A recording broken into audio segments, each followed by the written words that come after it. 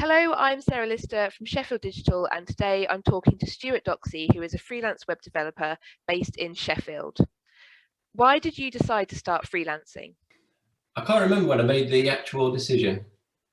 I did my very first freelancing project at university. In my approaching the third year in the summer, one of my fellow uni students wanted a website building. So me and a friend on the same course made the website for them. And I think ever since then, working for myself has been something that's really appealed to me, sorry.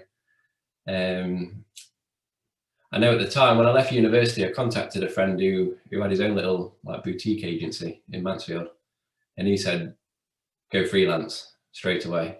But there was something in me that wanted to gain a bit of experience. So I went down the agency path, thinking I'd stay there a few years, gain some experience, and serve kind of an apprenticeship, really. That turned into a 10-year stay at the same agency. But I think that shows how much really I enjoyed working for the agency, and the projects were always varied and interesting, and then also the people as well. I was working with, I made some great friends there. But then I guess as I've gotten a little bit older, I've started to think about the other benefits. So working when I want, working with the clients that I want to work with, and the projects that I want to work on. What has been your approach in making the transition from full-time employment to self-employment? It's been a slow one. I was quite cautious. I've been freelancing in the evenings and weekends for years. But then when I came to the decision that I wanted to break away and go self-employed, fortunately the agency allowed me to do a 50-50 split. So I worked part-time for the agency, part-time for myself. That helped me really to build a solid foundation, get a few clients together before I made the full leap to going full-time. Overall, it took around 18 months from going part-time to full-time. How did you get your first projects? The very, very first project was that one at university, but I don't really count that one. After that, when I was working for the agency, the designer at the time, he also freelanced on the side. And the first few that came, like regular freelance projects, came as a word of mouth referral from him. After that, as I went into part-time self-employment, the first one there was Smashing Magazine, which is a popular web development website. I didn't know at the time as I was surfing the website, but they had a jobs board. I noticed a job on there that appealed to me, a freelance job. Inquired there, and then I've been working with that client for the past 4 or 5 years, I think. So that one's been a really good one.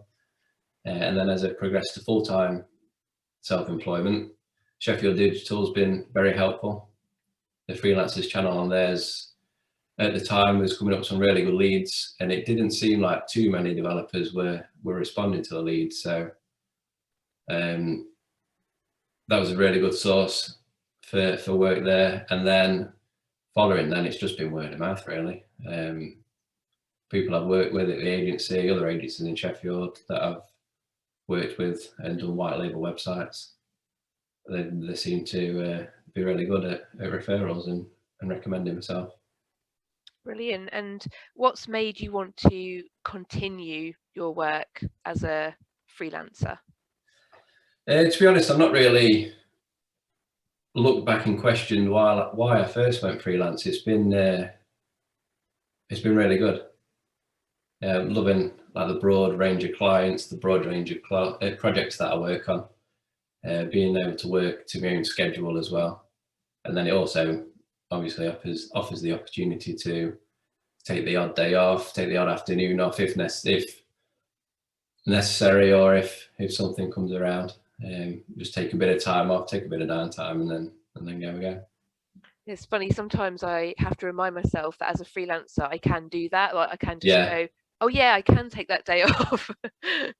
I'm very much, I'm used to clocking 7.5 hours a day, and I still aim for that daily. Whereas I've got a couple of freelancing friends who some work 6 hours a day, some will work a bit longer, but that's one struggle I have had, is trying to snap out of that, having to be at the desk for that amount of time. Yeah, I think especially when you've worked for a company or an agency full time, then and you've built that habit, then it does feel strange to just go, oh, I can just do what, what I want when I Yeah, want. yeah, I use the same time tracking. I track my hours for clients and projects just to see how I'm doing and how the estimates have gone. I use the same software, so it's kind of just followed on from there. I like to see that clock tick over to like 7.5, 8 hours before I know I've done a day's work, which probably isn't right as a freelancer or self-employed. Yeah, it's a lot of hours. I'd like to ask you a bit about money, the hidden topic of money. How do you decide how much to charge for the services that you offer? It's been a tricky one, really. I think like many, I probably started out a little too low to start with. And then over time, as I've been working with different agencies, different freelancers, you get a feel for what they're charging. I've taken that into account, and then also my experience of like 15 years professional experience. And I think now I'm at a good price point where I'm comfortable, and also it's attracting the caliber of clients that I want to be working with. And I'd like to ask you, did you like ask any other people how much they charge? Did you kind of ask around, or did you find any resources online that were helpful to you in gauging how much? I think from working with agencies and doing a few white label websites for them, they're quite open.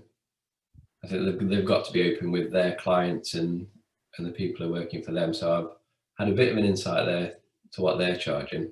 But then also, I think it came off Twitter. There's a really good Google sheet knocking around where whoever's account it was on Twitter, they asked if people would mind anonymously filling out the Google sheet with their occupation, the location in the country, and then the day rate.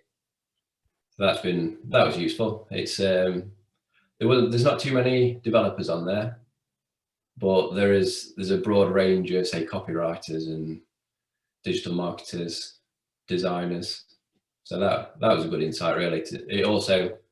It did show the stereotypical split as well between the north and the south, I think.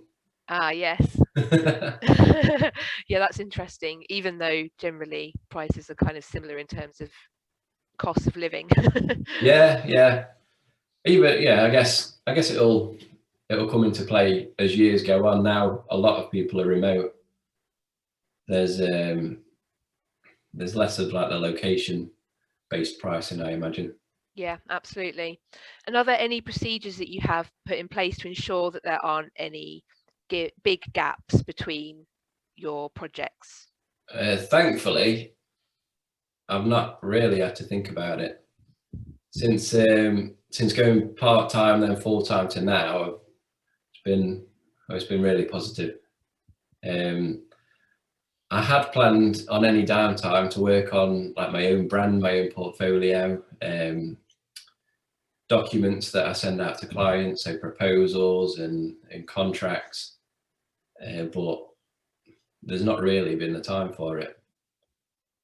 I guess if there was any downtime, that's my first port of call, but then it is also something that I need to concentrate on and try and make time just to improve those and deliver the product I want to be delivering, really. How do you generally like split up the time? Do you spend time just working on one project constantly until it's finished, or do you have variety on each day or each week? Variety. So I've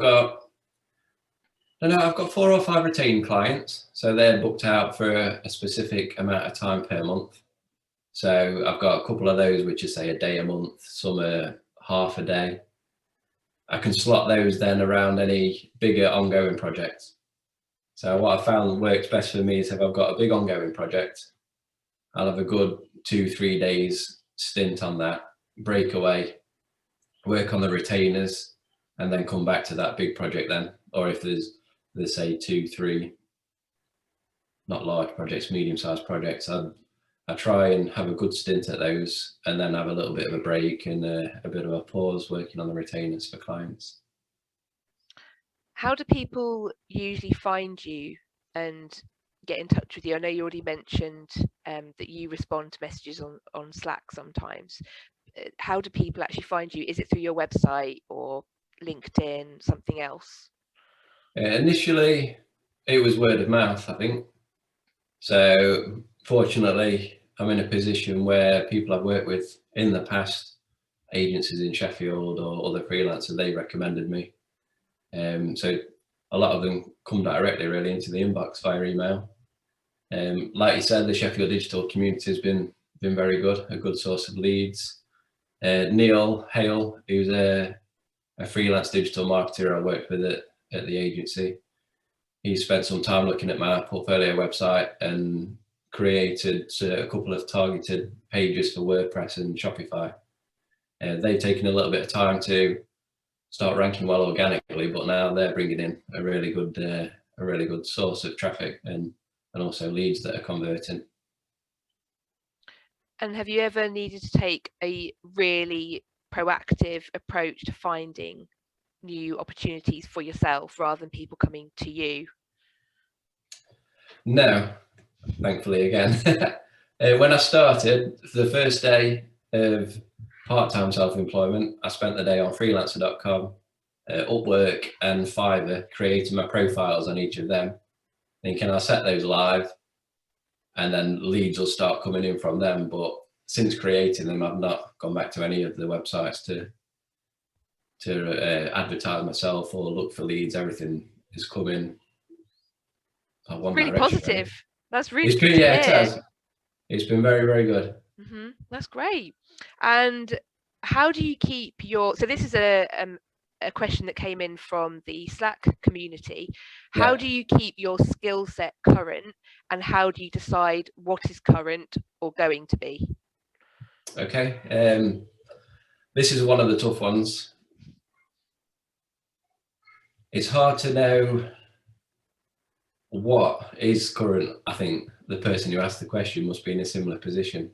I make the best effort I can to use the most recent technologies for each client on each project. So the language I work with is called PHP. That's the programming language behind the website. So on each project, I'll use the latest stable version of that. On top of that, I work with WordPress and Laravel. So again, as I start new projects, I make sure I'm on the latest version of Laravel and WordPress, and then as they're growing, they're adding new features. So part of the kickoff with each project is just having a look at the change log and what's been introduced and what's been deprecated for each of those. Then again, the other side of it, the front end side, working with the most recent technologies there, such as recently it's been the CSS grid and Flexbox and the introduction of those. If they suit the client, so they're not targeting older browsers, I'll look at using those, and then as I'm working with those, just learning a little bit more about them. And then more recently, there's been a move, well, over the past few years, there's been a move to different JavaScript frameworks. So we've got React, Angular, and Vue.js are the big three.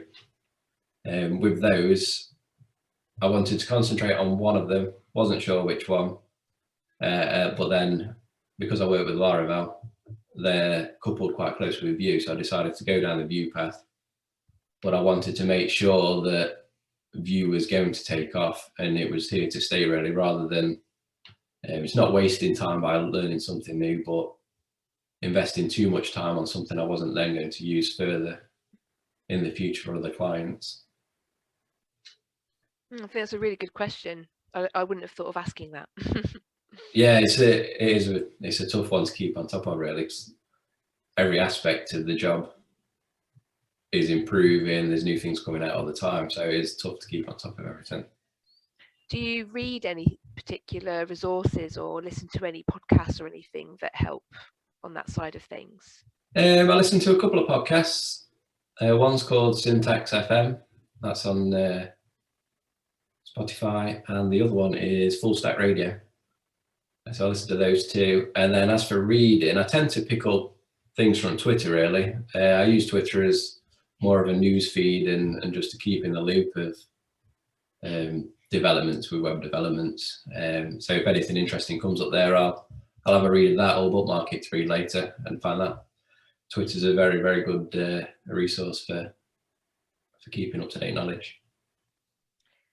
What's your work-life balance like, and have you consciously made any changes along the way to readjust? It's something, since going freelance, we've had 2 children, so it's something I'm ever conscious of these days.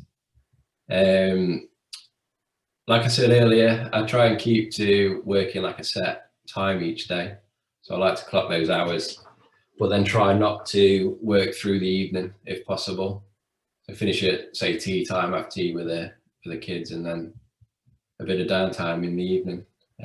Doesn't always work out. I've had a few stints where I've had a consistent run of working through the day and then each evening. But then I try and keep weekends like exclusively for friends and family, really. I might do a little bit of admin, catching up on emails or internal things, but I try and keep the weekends completely free from any client work. Initially, the plan was, when going freelance, was to work longer hours Monday to Thursday, and then have Fridays off each week, so have a 3-day weekend. But so far, I don't know whether it's a good or a bad thing, but I'm not quite got to that balance yet. Yeah, it's something that I've been working towards as well, but there always just seems to be so much happening on a Friday. Yeah. That's like one of the busiest days usually. Yeah, there's within like the web development industry, there's quite a famous, or not famous, quite a common thing of not pushing anything live on a Friday. Obviously it leads to something's going to break late on a Friday. If it's pushed live, then you're there late Friday evening, or you're fixing things over the weekend. Yeah, that's smart. We'll get there. And finally, can you offer any top tips and resources for people thinking about a career change into freelance web development? I think probably the best tip I could offer is make sure you've got a good network around you, both personally and professionally. So a good circle of friends that you see regularly. Don't be chained to the desk. Make sure you are having that social time. But then it's also important to have a good professional network as well. People you can bounce ideas off, pass referrals to, or vice versa. One thing probably from working at the agency, working with junior developers, or being a junior developer myself at the time, is there are no stupid questions. After that, probably just make sure your boundaries are right. Keep the boundaries there between yourself and a client. Just because you can work 24 hours a day, 7 days a week, it doesn't mean you should be doing. Coupled with that, make sure you're looking after yourself as well, both physically and mentally. Yeah, and just communicate with your clients as part of those 2 points. Set out your boundaries with a client first off. It's not a case of, say, handing out a set of rules to a client, but just make them aware that you're there, you're working professionally, you work whatever time, 8 till 4, 9 till 5, Monday to Friday. With that same point, suggest ways to contact you. So I prefer to be contacted by email. I can keep everything together then. I know what I've read. I know I can then transfer that to my project management tool that I use, rather than if you've got clients texting you, WhatsApping you, or things like that. I think it's too easy in that case for a client just to pick up the phone, and they might be sat watching telly 8 o'clock at night one evening. Something will come into their head. They'll pick up the phone and WhatsApp you. And I know in my case, I use WhatsApp for friends and family. So I look straight away, I read it straight away, and then sometimes it can just be then a distraction if it's something they've noticed on a website, for example, or something they want doing on a website that can totally change my trail of thought and just disrupt any friends and family time, I think. Mm-hmm. And then as for resources, Twitter's a good one. I use that, like I said, a lot. More of a news feed for anything else. keeping in contact with different professionals, and the Sheffield Digital Slack community. Some really good channels on there, not just the freelancers one. Ones from the different meetups, and then again using Sheffield Digital Slack community to keep track of what's going on in the local area. Anything professionally, as well as the meetups. There was, before the pandemic, I think it was called Geek Up Friday, a breakfast at one of the cafes in town, which I had been planning to go to but hadn't yet. So just like going back to the first point, keeping a good network, keeping a good social life around it as well. Yeah, and you were saying off camera before the interview that you've got that you help organise a meetup as well. Yeah, Sheffield PHP is one that I co-organised. That was going off before the pandemic bi-monthly. We'd meet up at Sheffield Tech Parks, have 1 or 2 talks, bit of a network, and then we'd go around the corner to the local pub, just to get like-minded people together really, and helping each other along the way of programming. Okay, excellent. So we'll put a link in the notes. Thank you very much for your time today, and no problem. Enjoy your first night at the pub in a while this year. Tonight. Thank you very much.